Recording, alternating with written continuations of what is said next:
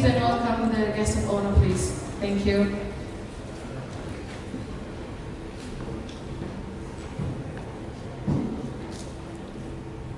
You may be seated.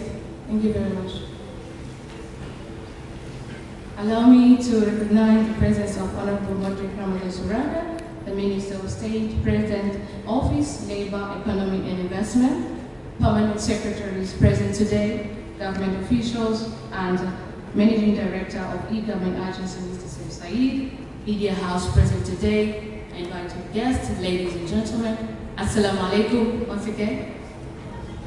Good morning to you all. My name is Aisha Musa, and it is an honor to welcome you all today for the convention event.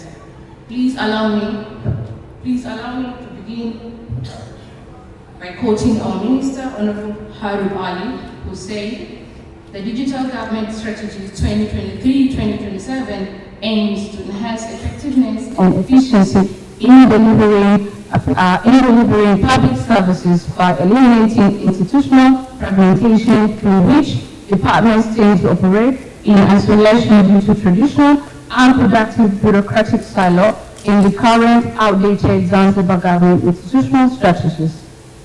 Honorable guests, ladies and gentlemen, the 5-year 2023 Strategy Convention will have keynote speeches, presentation, and panel discussion. And by the end of today, we hope to cover the following objectives. A, public participation in reviewing and adopting the national strategies. B, harmonization of thought and plans with various agencies and stakeholders in general. C, set a collaborative tone with the private sector in the realization of the digital transformation agenda. And D, adopt themes and periodic calendars quarterly for summits and conventions to be held in Zanzibar in the next 2 years. Honorable guests, ladies and gentlemen, without further ado, I would like to welcome the Managing Director of the E-Government Agency, Mr. Saif Saeed, for his opening speech. Mr. Saif Saeed, heading to Kabbalah.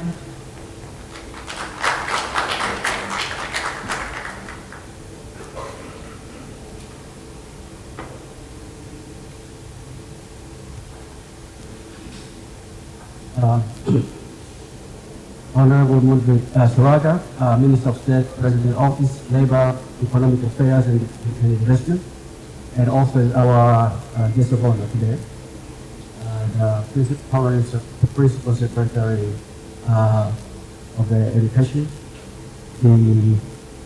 all protocols observed, distinguished guests, distinguished representatives, ladies and gentlemen, I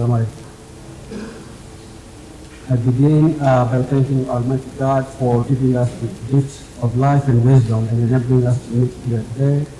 And this is Zanzibar Digital Government Strategy Convention 2023 to 2027. I want to say that despite your busy schedule, our guest of honor, I'm especially grateful to you, Honorable Minister, for accepting our invitation to be our guest of honor today. We want to congratulate you for the leadership role you continue to demonstrate at the ministry that you lead. We thought this convention, and particularly the digital government strategy, is going to have a positive impact on all those areas of labor, economy, and investment. So we say this will be the right fit for opening up this convention in the Minister of the State, President Office, Labor, Economy Affairs, and Investment. And we thank you that are here today. Distinguished representatives, guests, ladies and gentlemen, Honorable Minister, the audience that you see here in front of you today, these are the representatives from the government, development partners, the private sector, and all other stakeholders that are committed to unlocking the potential of Zanzibar. They are here with us to support the effort that all of us put in to change Zanzibar for the better. Zanzibar for the future, the Zanzibar that is going to inspire and is going to bring up the youth and the community. Right. And we are here to listen to your wisdom and your blessing for this special occasion. Not least, I want to introduce the chair of the board of the e-government of Zanzibar, Dr. Zed.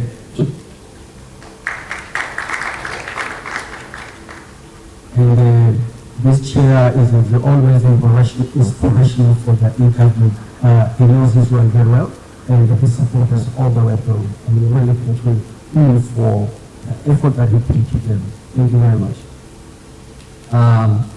I also, the honorable guest, I also want to introduce you the e-government advisory council. We have the advisory council that these are the captain of the industries, basically, and they are the agent behind the Zanzibar digital government strategy. If you could please just stand up the advisory council, sorry. Thank you very much.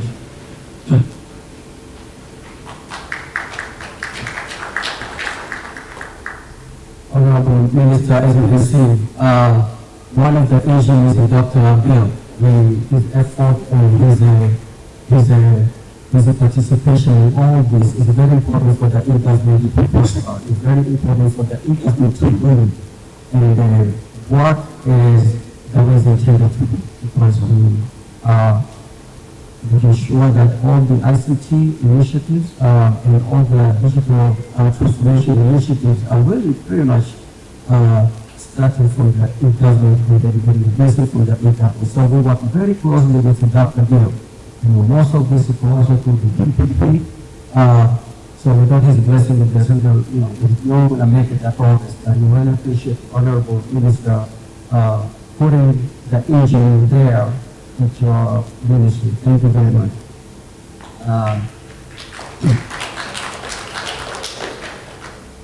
And with all that said, I want just to say, God bless you, and thank you very much. Thank you.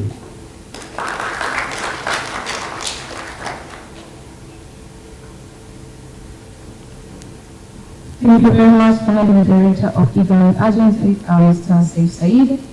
Honorable Minister, ladies and gentlemen, I would like to call upon stage Mr. Nicholas Fan, Chairperson of Zanzibar Digital Economic Advisory Council Faculty, Global Challenges, Singularity University.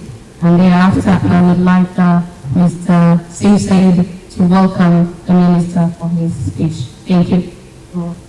Honorable Minister, honorable guests, wageni wote, wanakaribishwa leo. Jina langu ni Nicholas Khan. Mimi ni mgeni wa Zanzibar, lakini kumbe nimetoka hapa kama miaka 17. Kwa hiyo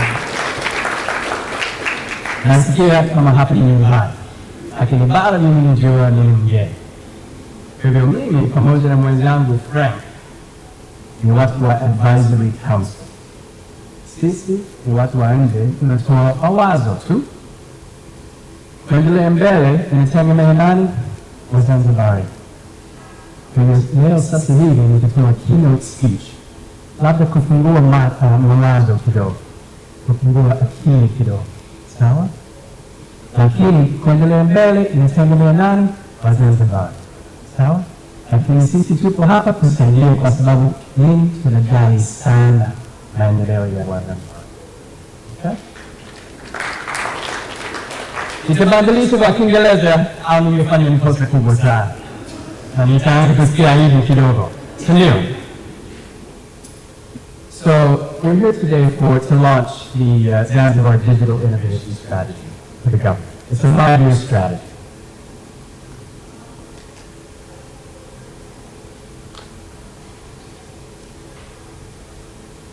We've already seen the objectives of the strategy. Today, we have a little.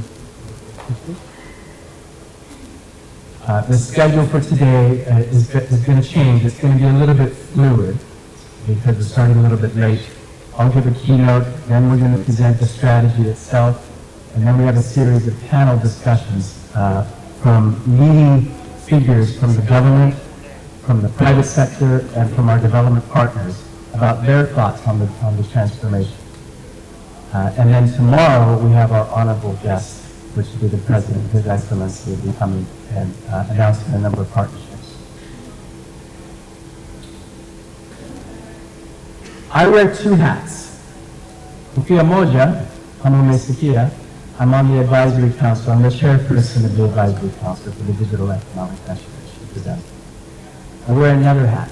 I'm on faculty, and I'm faculty chair at a place called Singularity University in Silicon Valley, which is all about advanced technologies and how they are disrupting and transforming every aspect of our life.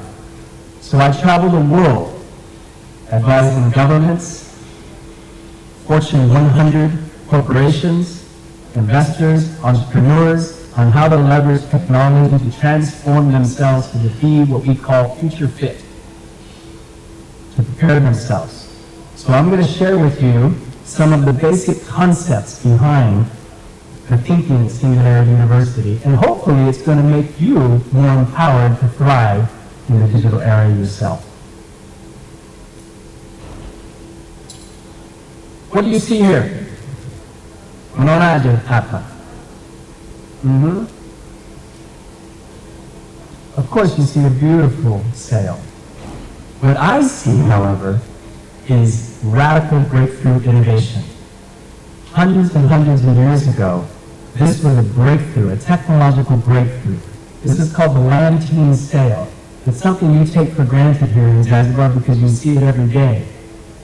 But the fact that this sail was invented hundreds and hundreds of years ago is the very reason why Zanzibar is at the center of the crossroads of the trade routes. This sail, because of the maneuverability of the sail, if you ask ukiuliza wavuvi hapa, wakitumia hii tanga, they can adjust the sail according to the wind. And it's that ability to adjust the sail according to the wind that allows the sailors to travel all the way from the north winds down to the south, and from the south winds to the north. And what's right in the middle of that? Zanzibar. Zanzibar's culture is a mixed culture because of that lantine sail. Zanzibar's position in the world is because of that lantine sail. So when I look at that, and I look at that every day, that's why me in effect is Genie half of Zanzibar, and I see breakthrough innovation. In fact, I'm going to tell you a little factoid that you might not even realize. Innovation is literally in the name of Tanzania. Let me explain that to you. In Swahili, this is called a tanga, sindio. Sindio, huh? Tanga. You know where the name Tanganyika came from, huh? Combination of Tonga and Nika Plateau from northern Malawi. Tanga, Nika. Tonga came from Tonga the city. Tonga the city gets its name because of that Tonga. And then when we have the union, we get Tanzania. So literally the breakthrough innovation is embedded in the name of Tanzania itself. So we want to celebrate that, and we want to take that to the next level.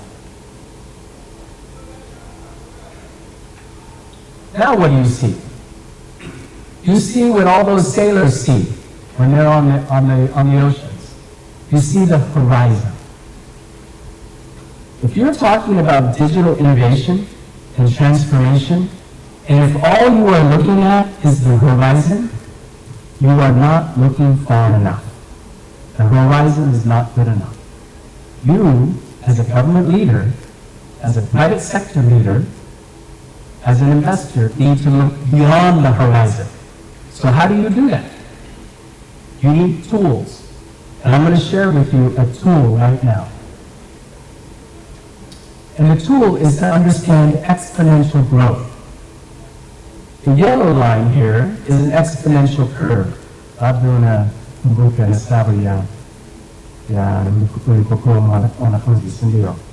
The This is, the yellow line is an exponential curve. The white line is a linear line.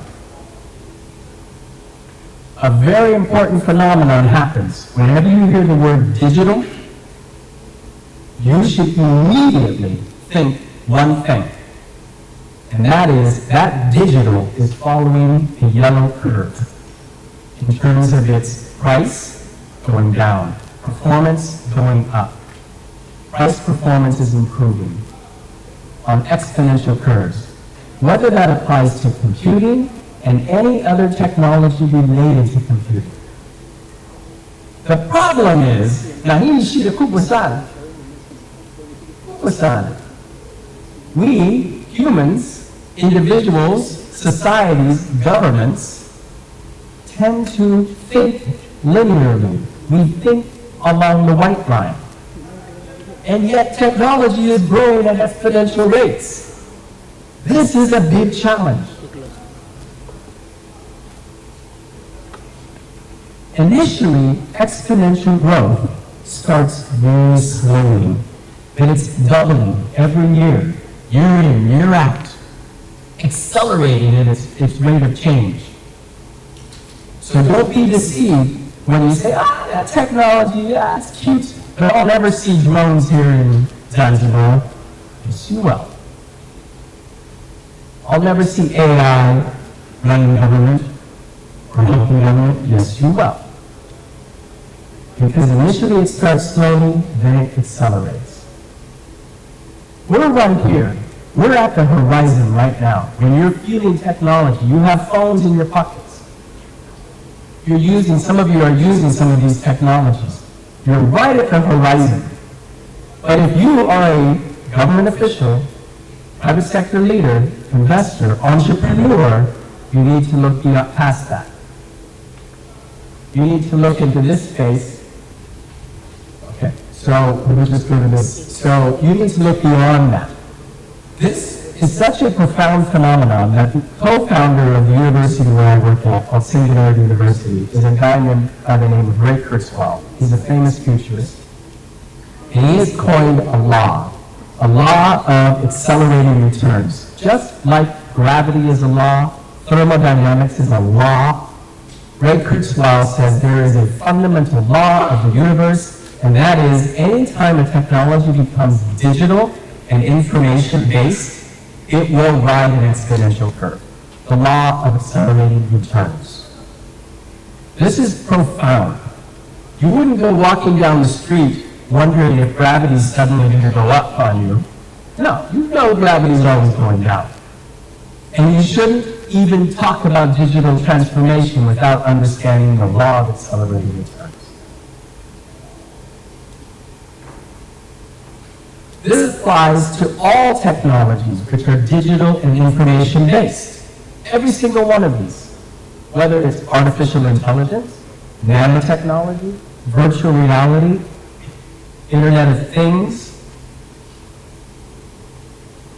blockchain, robotics, drones, augmented reality, biotechnology, 3D printing, and many, many more. All of these technologies are following exponential growth rates in terms of their price performance. Every year, every day, they're improving, whether you like it or not.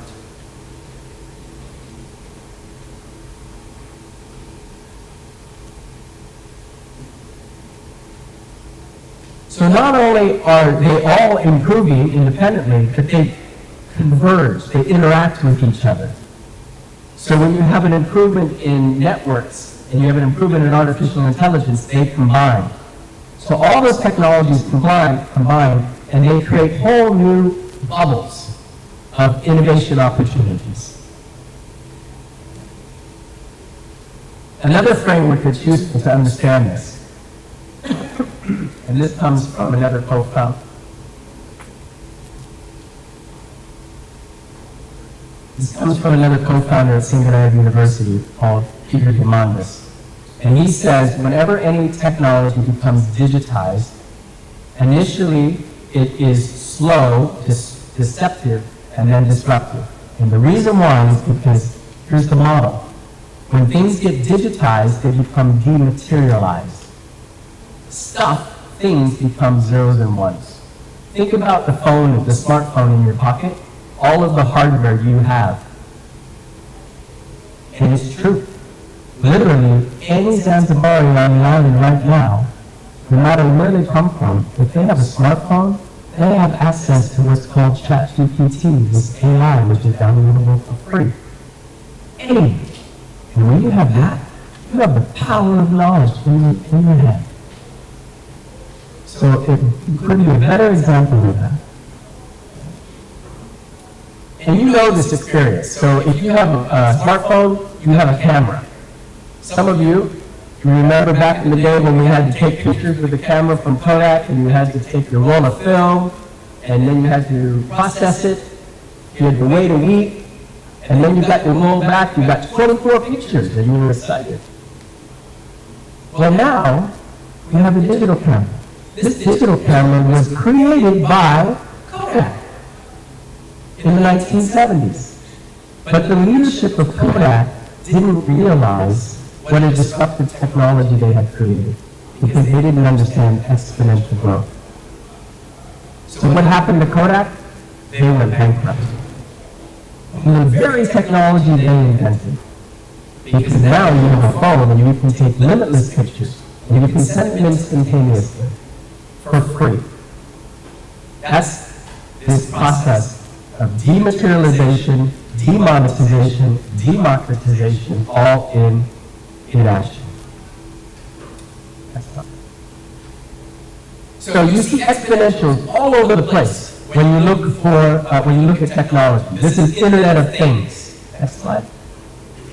This is the exponential growth of data. You might have heard that data itself is the new goal. Well, this is the exponential growth of data itself. Next slide. Blockchain technologies. I know Tanzania is still exploring legal frameworks and regulatory frameworks to blockchain, and that's the safe and smart thing to do. At the same time, the world is changing fast. Literally just this week, the government of Namibia signed a new crypto regulation into law. Governments around Kenya is actively involved in this space. Governments around the continent and around the world are actively moving into the blockchain space. Tanzania is taking a smart approach, but things are changing fast, and we don't want to be left behind. Next slide. I mentioned ChatGPT. ChatGPT is an artificial intelligence that you can download for free right now, and that AI can interact with you and give you instantaneous knowledge. It can create things for you instantaneously for free. This slide shows you the fast pace of technology. Netflix, it took 3.5 years for Netflix to get to 1 million users. Some of you might use Netflix. It took 3.5 years for Netflix to get to 1 million users. You know how long it took ChatGPT to get 1 million users? 5 days. Change happens that fast, which means you as leaders need to be ready to also change that fast. And not only that, we need to anticipate these changes. Next slide. So a few mega trends for you to consider. Number one, we're leading into a world of global abundance. Energy is going to be ubiquitous and cheap. Water, we live on a blue planet, for heaven's sake, and yet we have water scarcity, etc., etc. We're going to have accelerated demonetization and democratization. Everyone, everywhere is going to be connected at gigabyte speeds. I know you might find that frustrating here in Zanzibar, I mean, but it's changing fast. Not just because of business models, but the technology itself. And when people get connected to the internet, and I would argue that being connected to the internet is a basic human right. Just like breathing oxygen. For humans to survive in this kind of digital transformation, you need access to the internet. It's a basic human right. Everything, everywhere is going to be connected through the Internet of Things. You can know anything, anywhere, all the time. You can do that right now with ChatGPT. Next slide. Autonomous personalized transportation through drones and other means. Increasing human intelligence, brain-computer interfaces is already happening, even though that sounds pretty concerning. Increasing human longevity. People are literally talking about living forever. And reversing aging. Capital abundance, having access to capital. New forms of access to capital because we have a totally interconnected global economy, which allows us to tap into pools of resources and new financial models. And globally abundant and cheap renewable energy. These are the mega trends. Next slide. I have a few messages for you. And I say these humbly. And I say these coming from I've been in this business of traveling the world and advising governments and corporations, entrepreneurs and investors. I've been in this business for the last 12 years. And I also care about Zanzibar. So these are a few messages that I would like to propose to you. Next slide. Number one, it's not about the technology. As much as you just saw me get all excited about the technology, it's not about the technology. It's about solving problems. Understanding the problems we as societies have and figuring out how to use technology to solve the problems. Next slide. And we've got big problems. Literally this last month was the hottest month ever in recorded history. Ever. There's talk of a crucial, go back. There's talk of a crucial system of oceans currents breaking down this decade, which will totally transform our global climate. You might not think that's going to affect you here in Zanzibar, but oh, it will. Sea level rise, you're incredibly vulnerable.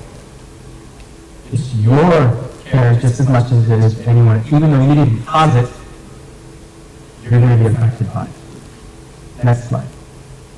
Water, clean water is a basic human right. We live on a blue planet. We can solve that. Next slide. Education. We're using education models that are hundreds of years old.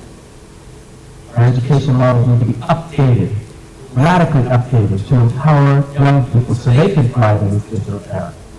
Next slide. And the technology itself is a big problem. But again, like I said, you can't put this genie back in the bottle, so to speak. It's going. The question is, can we keep ourselves safe, literally, from the very technologies that are being developed? Next slide. Second message. It's not about the technology, it's about the people you love. It's about remembering, as leaders, as business people, development partners, investors, entrepreneurs, but the people we love. Next slide.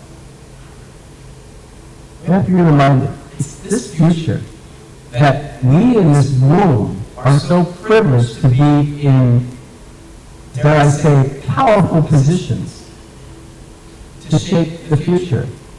Comes with that the responsibility to make sure their future is going to thrive. They don't have a voice in that right now. Next slide. And then the last one, it's not about technology, it's about you.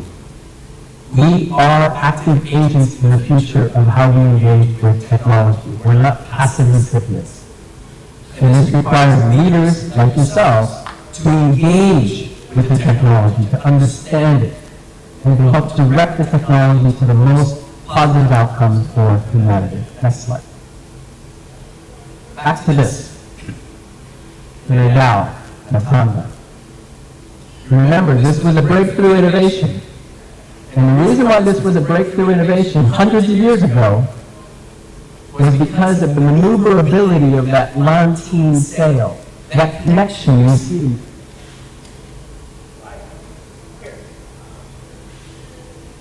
The breakthrough innovation, that allows the Wabunis to flip the sail around and to adjust its angle so they can go literally even against the wind.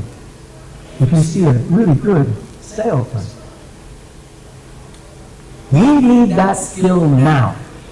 But we need that skill in our minds, in our leadership. Next slide. Because I'm proud of this quote. The winds of change, wherever it is, flows most freely through an open mind, breaking down our old conceived wisdom, an open mind. May you have a strong foundation, your principles, your values. May you have a strong foundation when the winds of change shift. And may you be forever young, always ready to learn, and reinvent yourself. I can't change the direction of the wind, but I can adjust my sails to always reach my destination. Let that destination be a thriving one for all intents and purposes. Penny.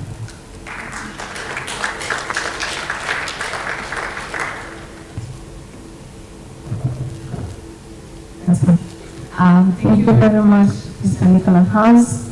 Before I call up on stage Mr. Said, I'd like to quote him on what I read in the magazine that says, numerous studies have been conducted globally and shows economic development. Advanced ICT sectors have the best level of competitiveness.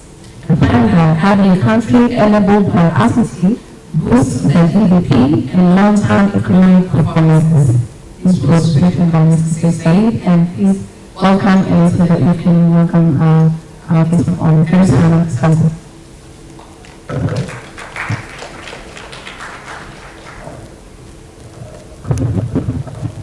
Mheshimiwa Kirungo kwa njia ya kuonyesha kidogo watu kutenga tofauti hapa wakati wa wiki. Kwa kwanza tukumbuka kwamba komberati tunaona lakini tulikuwa tunaona kwamba kuna umuhimu kufanya hivi kwamba tukiondoka kuna mambo ambayo wenzetu watakuwa tukifanya pamoja. Kwa hivyo tunakuja kabisa tutakuomba ile ndio yako tunamwona sana na kidogo sasa.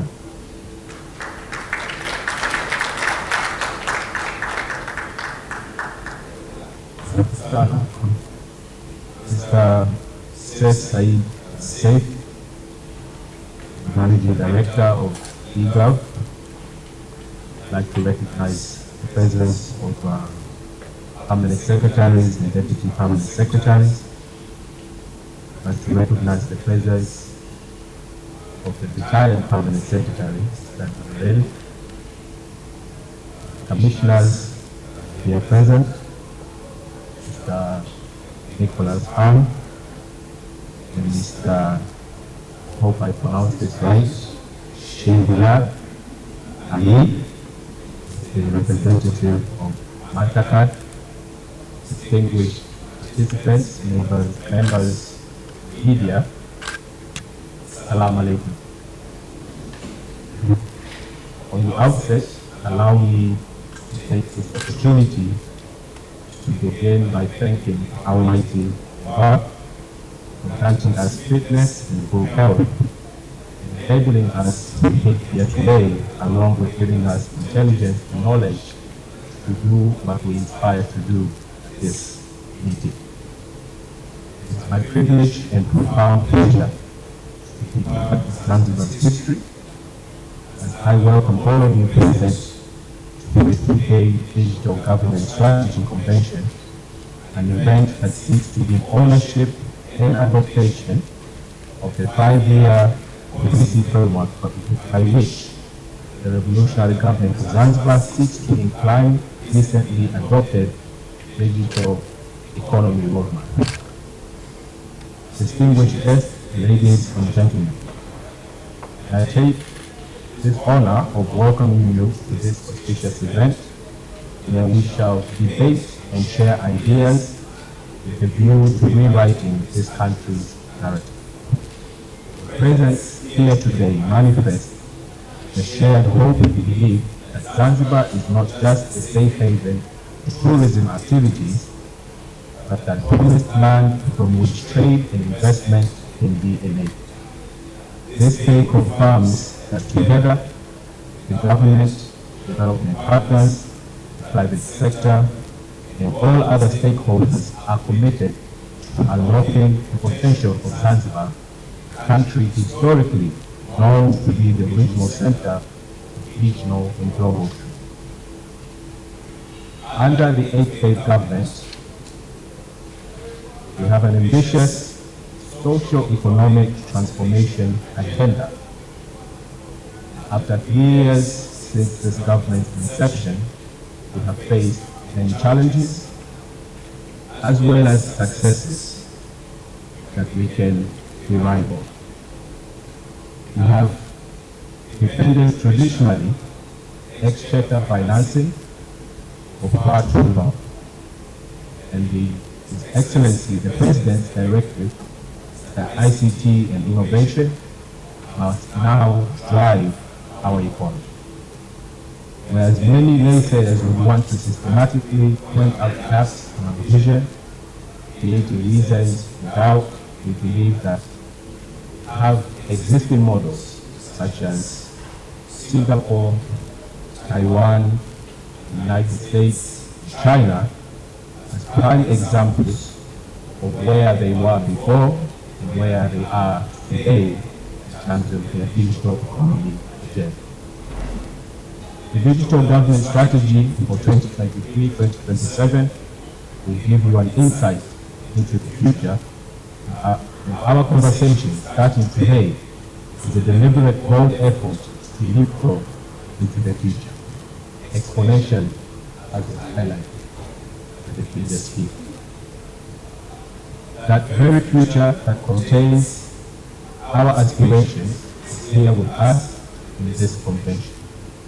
As we sit here in the next 48 hours, our collective engagement will constitute a policy framework giving a unified government directive that shall have multi-sectoral ramifications to the future of the people of Zanzibar, generations to come.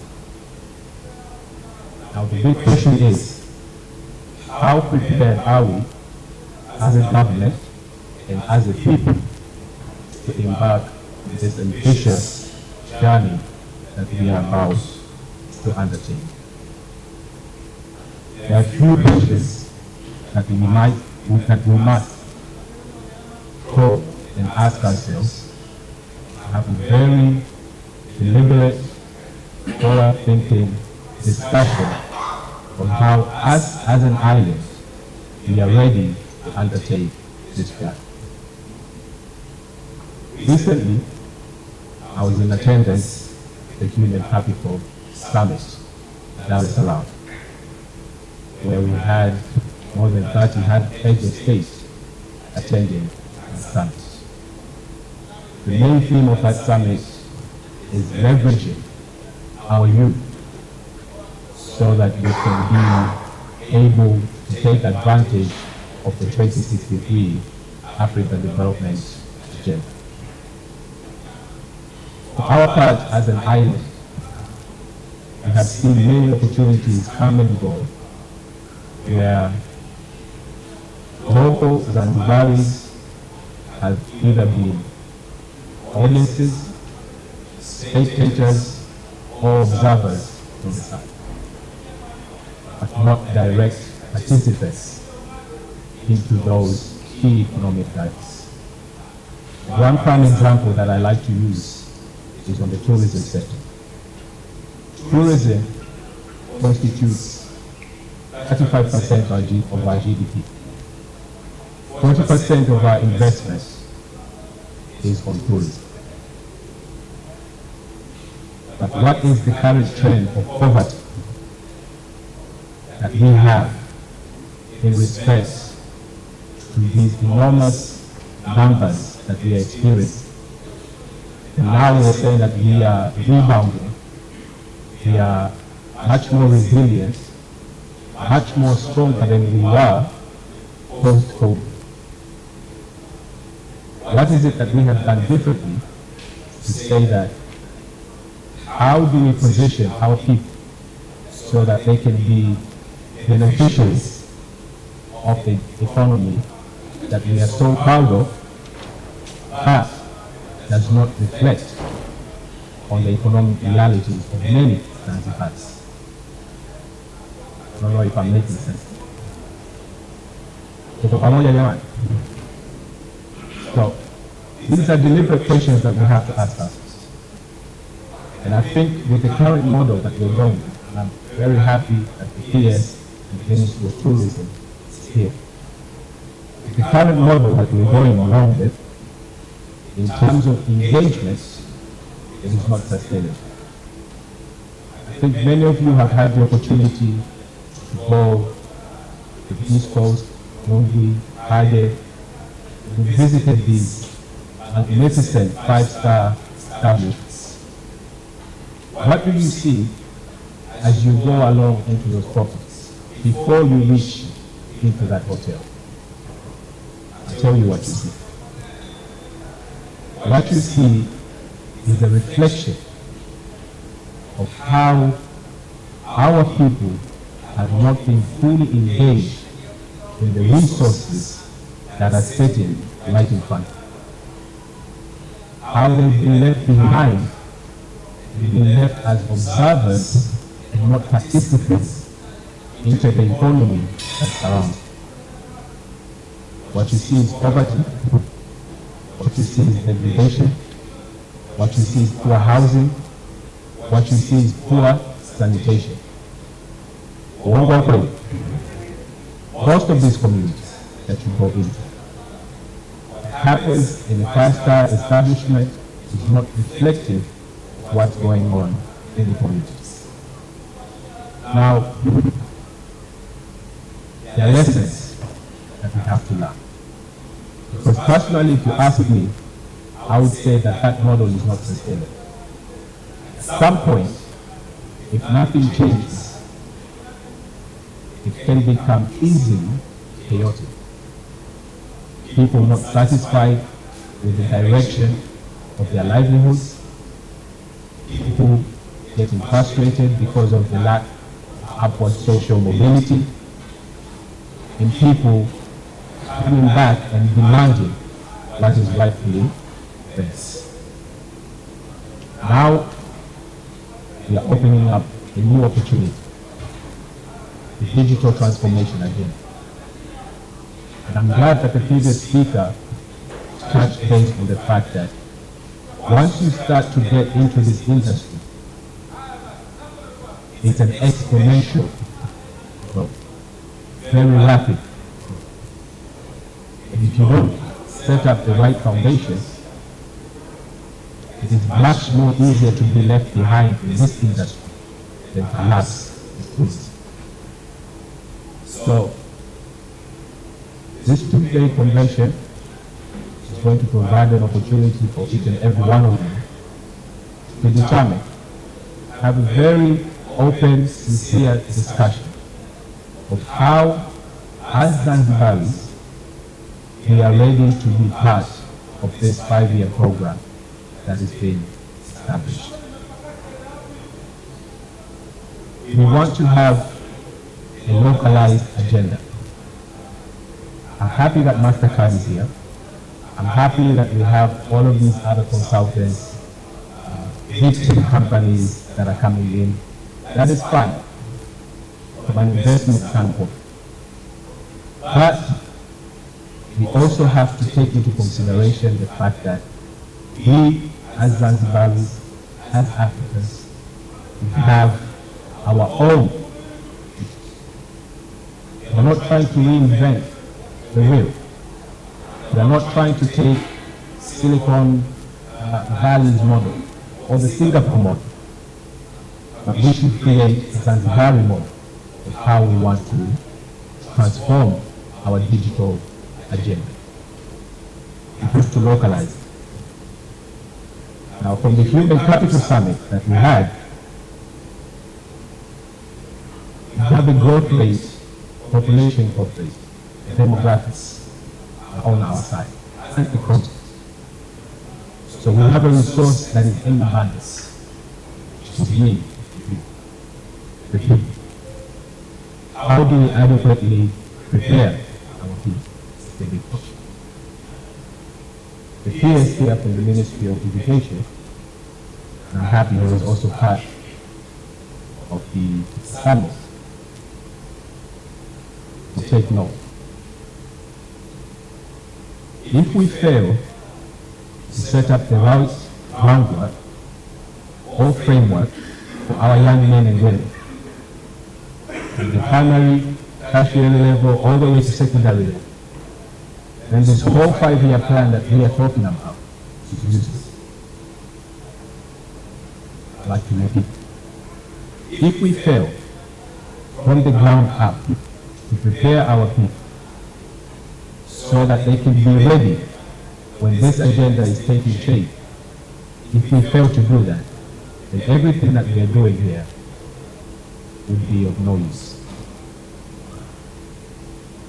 And I really want to emphasize, because we are hearing a lot from the youth who are feeling deprived, who feel that they do not have a voice at the table, saying that we feel left behind. These are real issues. These are real issues, and we have to provide a lending ear to our young men and women so that they understand the fight that they are fighting. The education is a key component to this agenda that we have. We looked into how transformative that this digital program can become. With AI, internet, with all, crypto, 3D printing. It's true that the industry is evolving very fast. And as an island destination, we are primed in terms of the strategic positioning that we are in. We are primed to take advantage of all of these advances that are happening. And it will be a shame with this leadership that we have and all of the efforts that have been undertaken by the government to see that we're making the same mistake that we did in tourism. So I want us all to make a commitment in this forum for the next 2 days, to make a commitment on each and every one of us that we are going to shape the policy driven dialogue that will really localize these efforts that we want to undertake, that will really provide a platform and opportunity for our young men and women to be participants instead of observers. There is a perception or misperception that maybe we don't have enough talent. I've been around long enough to realize that there's enough talent right here on the island. We have so much raw potential in our young men and women. The only thing that we're looking for is an opportunity. To provide the opportunity, to provide the right policy framework, to provide the right legal framework, the sky's the limit for most of these young men and women.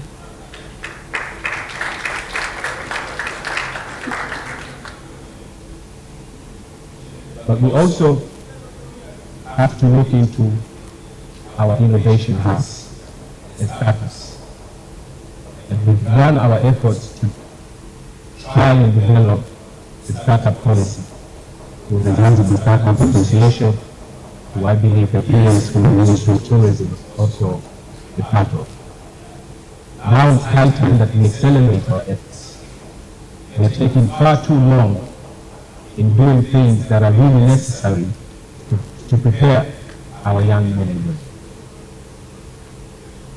I was very surprised to see that we did not have a startup entity on the islands only until recently, maybe 6 months ago, which is when we established the Zanzibar Startup Association. So this shows how far behind we are, and the necessity of moving forward, or moving much faster, so that we can create those foundational bases that I've discussed to undertake this agenda.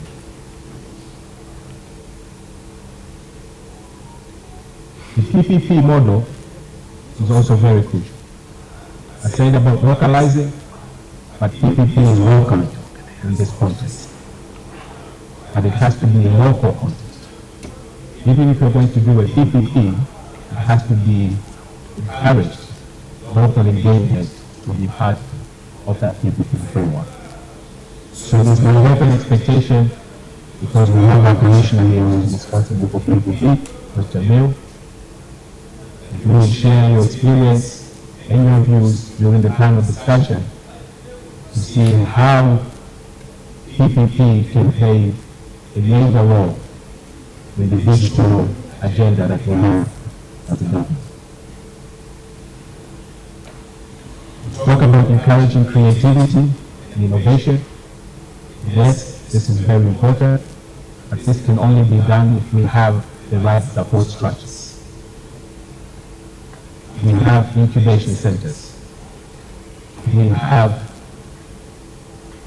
hubs, ICT hubs, that provide a safe space for our young men and women to provide or to put into use their creative minds. How prepared are we in that area? But these are crucial questions that we have to ask us. We really want to be serious in this agenda and what it means to the economy of the country. I've seen young men and women who prepared solutions, very excited on the solutions that they created, whether it's a software or an application, only for some other parties or third parties to take advantage of those young men and women.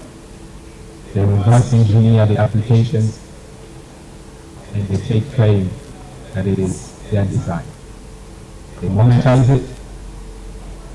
That young man or woman is left outside in the rain, not benefiting from their creativity or innovation.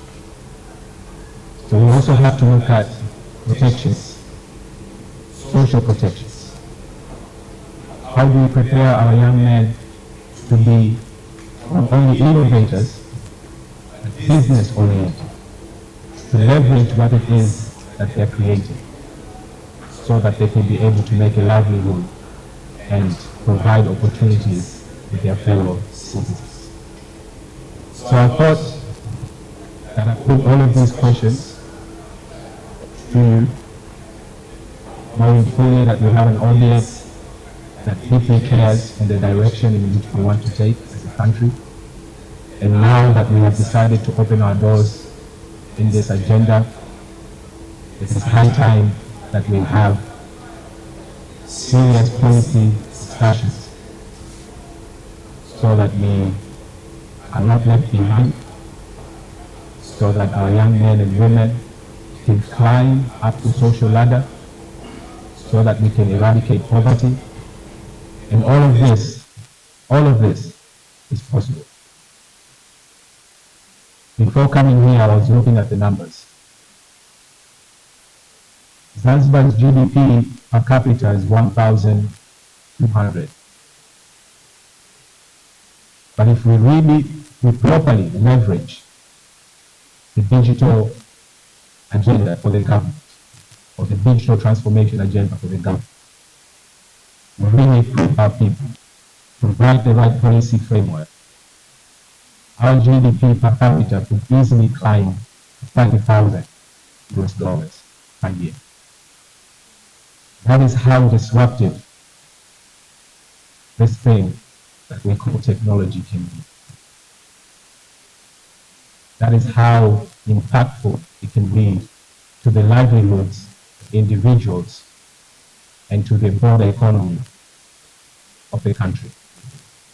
So I leave all of this for you guys to ponder, hoping that we have a very successful dialogue and debate. And know, I'm told that His Excellency the President will be gracing this occasion.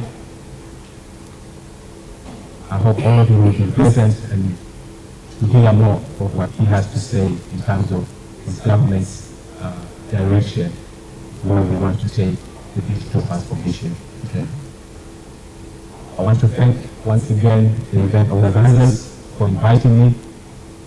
I'm very humbled by this invitation because this is something that I take personally also as an executive minister. And also a special thanks and recognition to the managing director of eGov and his team. We work very closely with the ministry to highlight on the existing gaps, see where we can draw inspiration in terms of attracting more investment in this field for the certain sana mkurugenzi na chini yako. Now, on my behalf and on behalf of the President of the Revolutionary Movement of Zanzibar, I declare that this event is officially open. Thank you.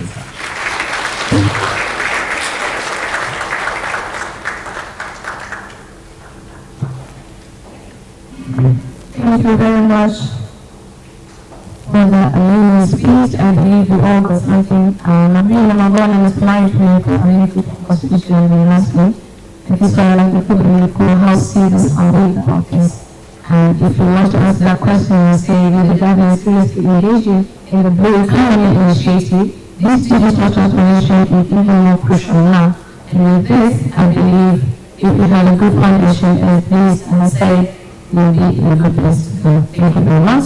Ladies and gentlemen, without further ado, we believe the minister has other responsibilities.